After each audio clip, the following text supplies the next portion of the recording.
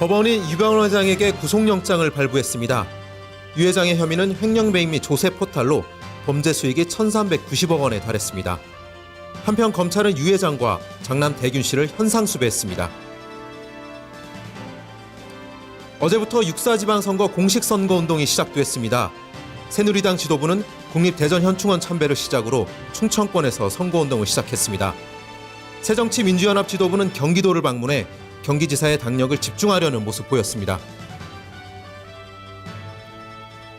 투자자문사 절반 이상이 지난해 적자를 낸 것으로 나타났습니다. 또 이익 쏠림 현상도 심해 상위 10개사 순이익이 전체보다 많은 것으로 집계됐습니다. 고 노무현 전 대통령 서거 5주기 공식 추도식이 오늘 거행됩니다.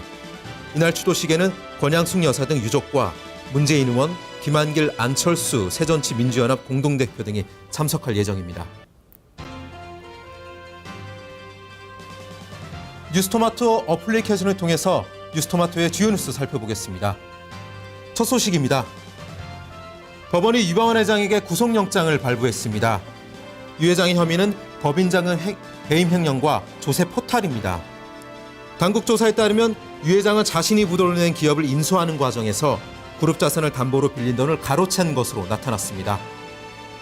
당국 또 가치가 없는 자사주 주식이나 자신의 사진을 계열사들에게 고가에 매입하게 하는 등의 범죄도 저질렀습니다. 더불어 사진 사업과 관련된 증여세까지 포함하면 유 회장의 범죄 수익은 1,390억 원에 달하는 것으로 집계됐습니다. 한편 검찰은 유 회장과 장남 대균 씨를 현상수배했습니다. 단시간 내에 유 씨의 신병 확보가 어렵다고 판단한 것으로 보입니다. 또 유 씨가 추적의 단서를 남기는 실수를 유발하고 주변의 신고를 유도하도록 현상금까지 내걸었습니다. 검찰은 유 회장에게는 5천만 원, 장남 대균 씨에게는 3천만 원의 현상금을 내걸어 유 씨를 심리적으로 압박한다는 계획입니다. 다음 소식입니다. 어제부터 6.4 지방선거 공식 선거운동이 시작됐습니다. 지방선거가 13일 앞으로 다가온 가운데 여야는 본격적인 행보를 시작했습니다. 먼저 새누리당 지도부는 충청권을 방문했습니다. 국립대전현충원 방문을 참배를 시작으로 대전에서 선대위 회의를 가졌습니다. 반면 새정치민주연합 지도부는 경기도를 방문했습니다. 당초 열세로 분류되던 경기지사가 접전양성으로 바뀌면서 경기지사의 당력을 집중하려는 움직임을 보였습니다. 하지만 양쪽 모두 세월호 침몰 사고를 의식해 조용한 선거를 치르는 모습이었습니다. 한편 가장 관심을 끄는 부분은 역시 지키려는 자와 뺏으려는 자, 박원순 대 정몽준 서울시장 자리입니다.